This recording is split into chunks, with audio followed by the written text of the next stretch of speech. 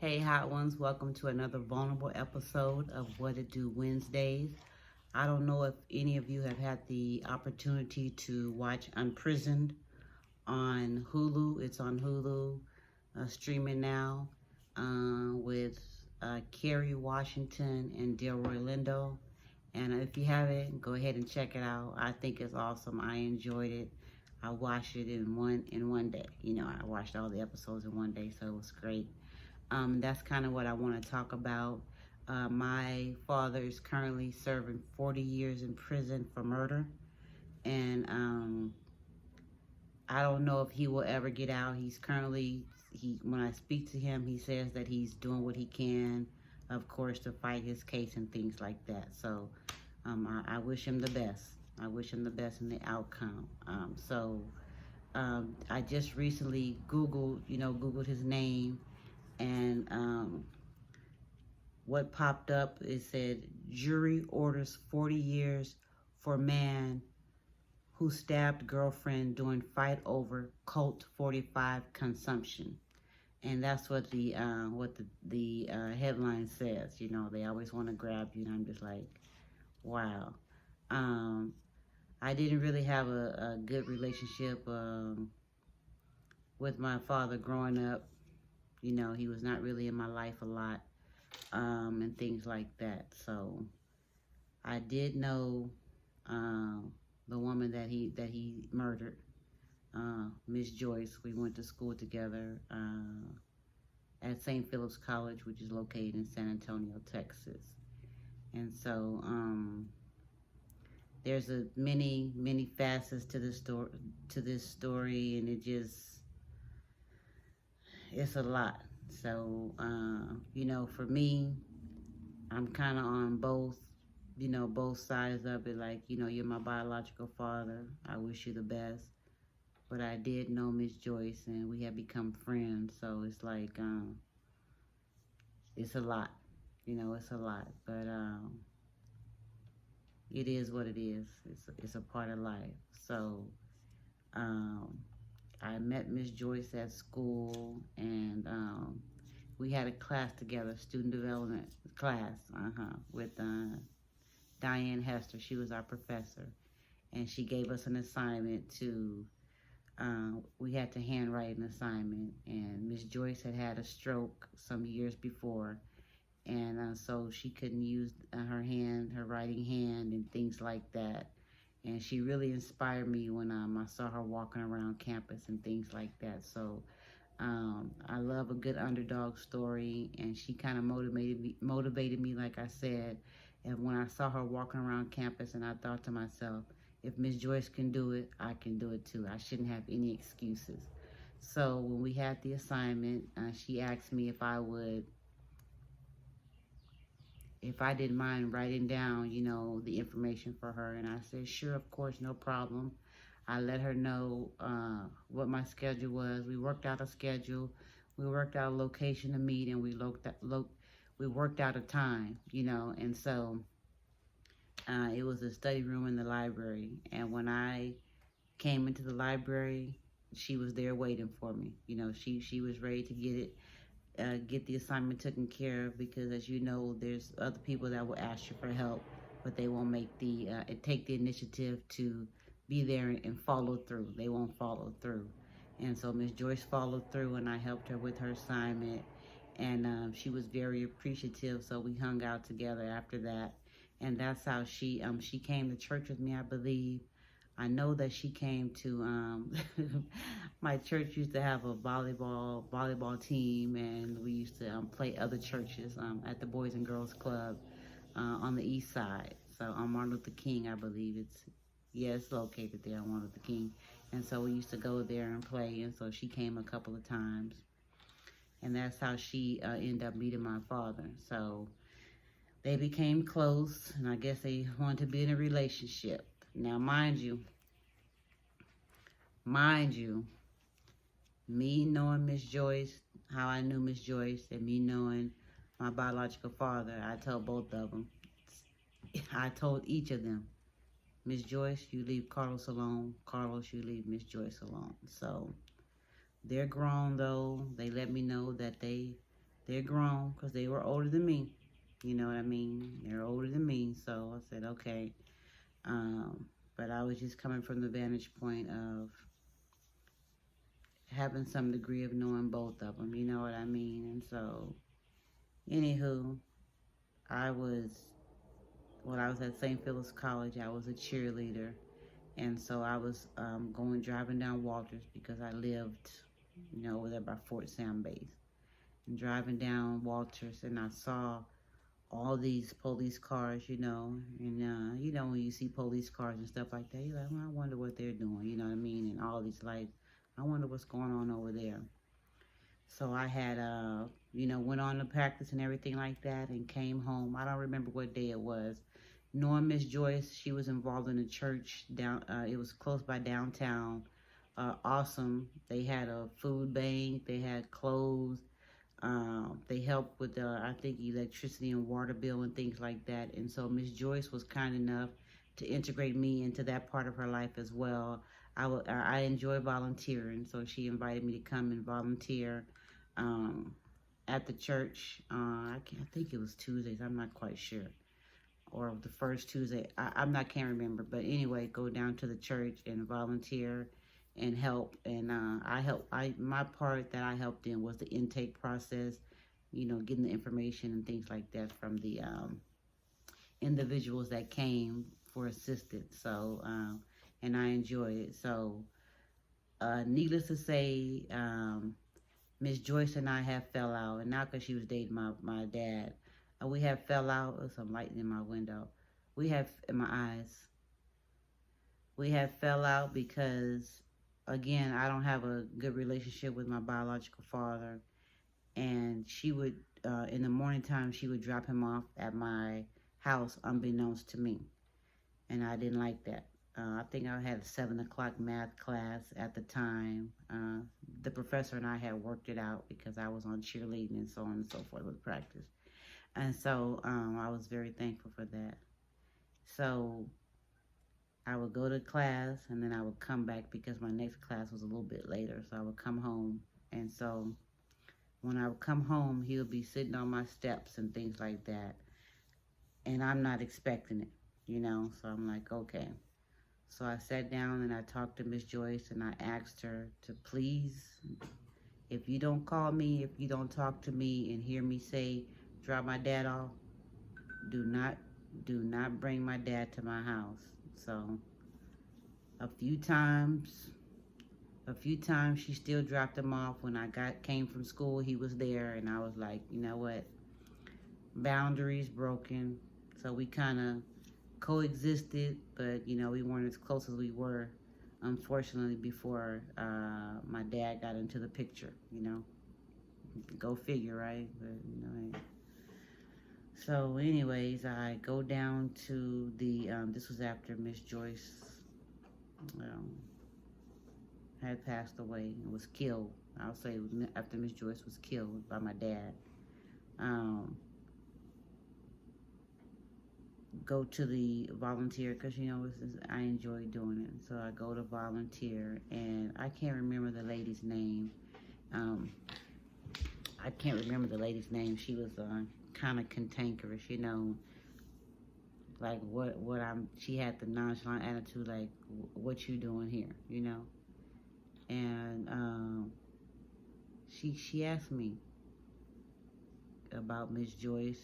Did I know Miss Joyce was dead?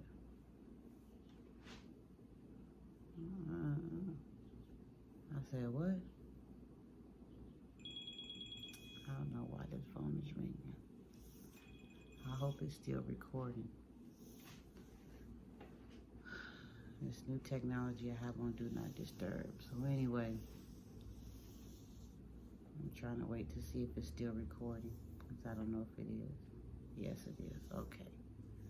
So anyway, she proceeds to tell me that Miss Joyce is dead.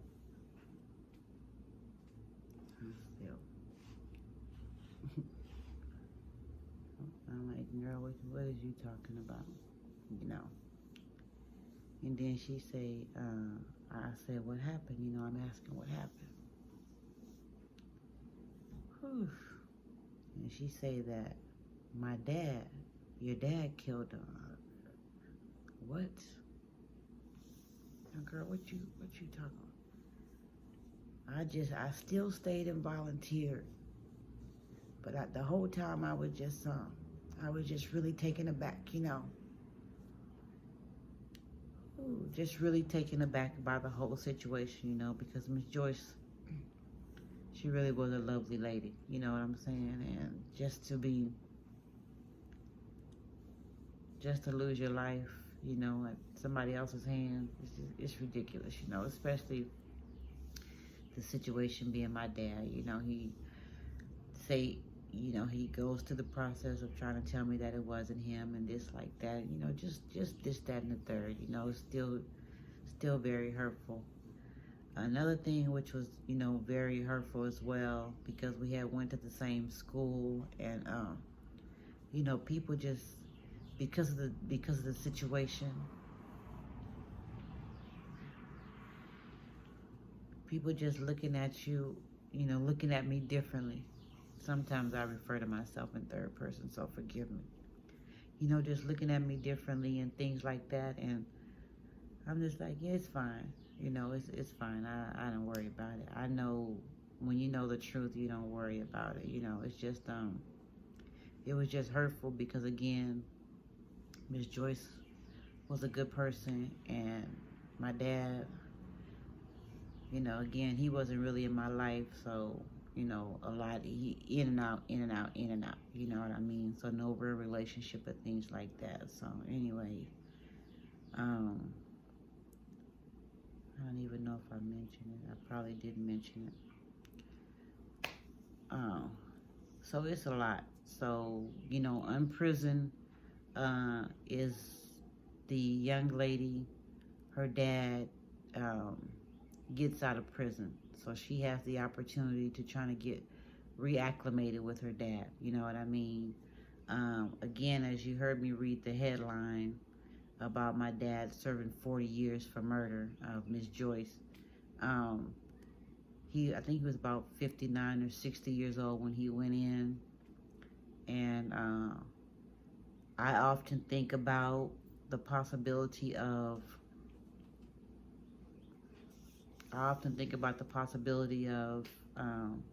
him passing away in prison. Not ever getting out. Not ever getting out of prison.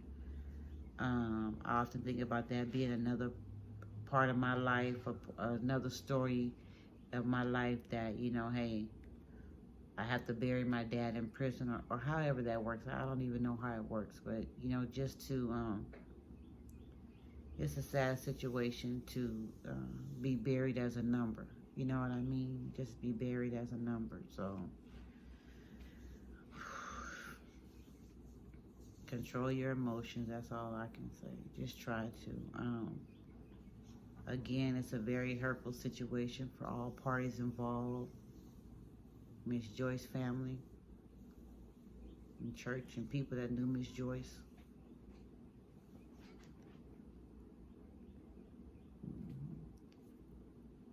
They lost Miss Joyce, or I should say we.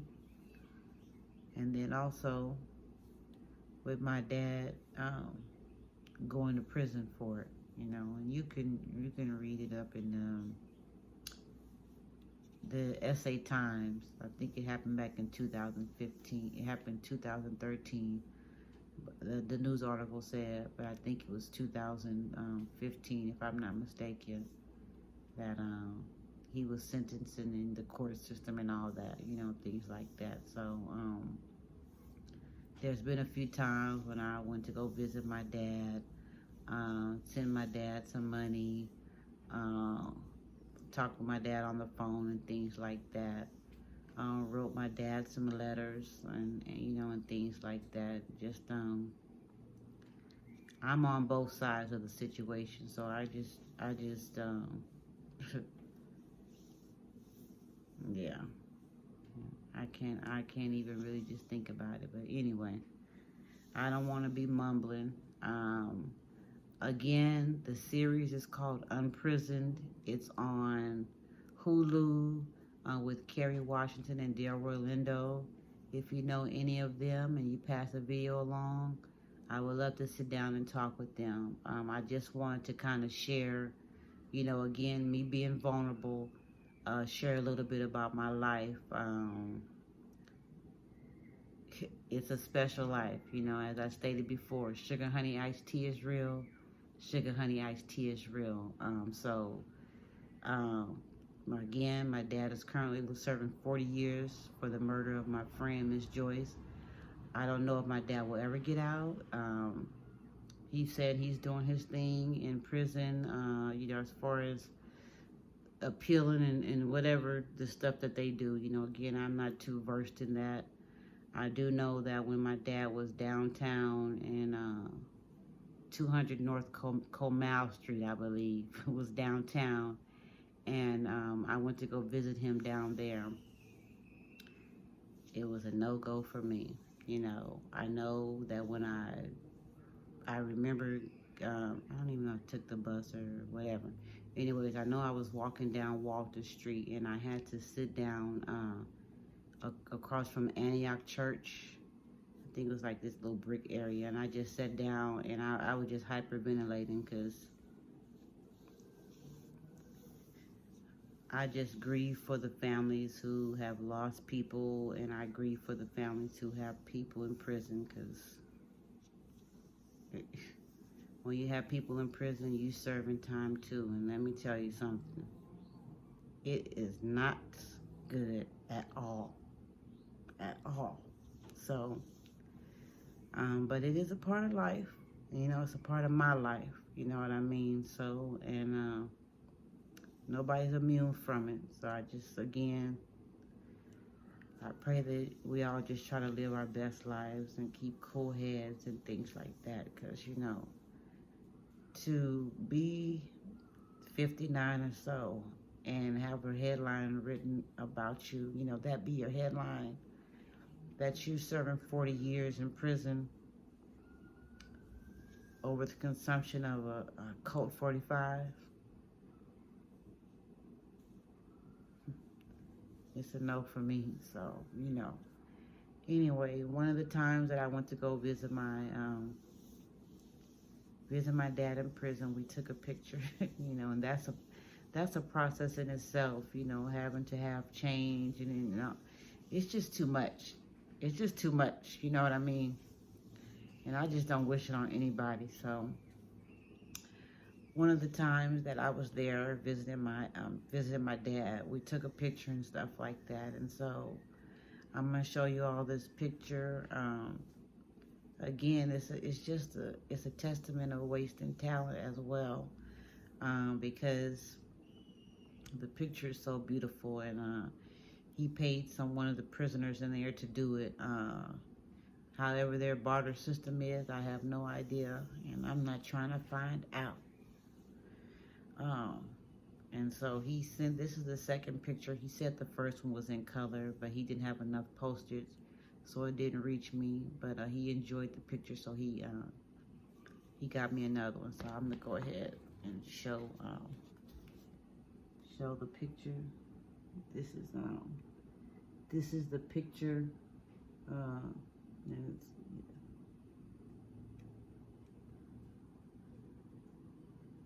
And as you can see, the detail and everything like that. The artist did it with pencil.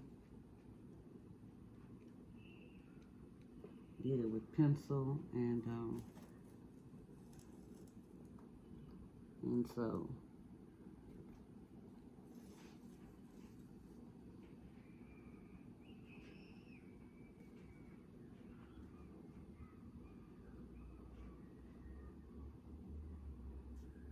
yeah, so that's the picture that came in the mail for my dad. And again, it's a nice picture. I really like it and stuff like that. Again, I'm not gonna make the video too long. I just, again, want to be vulnerable, let you know that I have a lot going on, y'all. I'm not immune to it. Just like everybody else, I go through stuff as well. So I'll be keeping you guys abreast of more things to come. I hope you enjoyed this episode of What to Do Wednesdays. Don't forget to like the video. Don't forget to share the video if you like the video. Hopefully have conversation with your family and how y'all feeling if y'all have a family member in prison, and because again it affects everybody in different circumstances, and just try to stay close if you can. And again, I thoroughly enjoyed the picture. I do hope to one day go to Hobby Lobby or somewhere and get a frame and things like that. Find a frame for it. It's done in pencil. So my dad was saying something about spread with some spritz. If y'all know anything about taking care of pictures like this that were done in pencil, drop down in the comments and please share, because, you know, again, like I said, all this is new to me. And so I'm just, I can't even, it's been some years since my dad's been in prison, you know what I mean? And again, we never really had a relationship, but it's never too late. It's never too late. So I'm taking baby steps. I'm not jumping and taking leaps and all this and that, you know. My dad wants me to get my phone hooked up because he wants to be able to call me. And I tell him in due season, you know, I'm going to do it. Just give me time. You know, I said I'm going to have my sister show me how to do it and this and that. But it takes time. It's a process. It's a process. And I'm going through the process. So I'm not trying to rush it or anything like that. I'm just trying to take my time and trying to continue to heal and grow. Heal and grow, and that's what I can do. So again, thank y'all for stopping by. Hope you enjoyed the picture like I do, and I wish you all the best. All right, peace.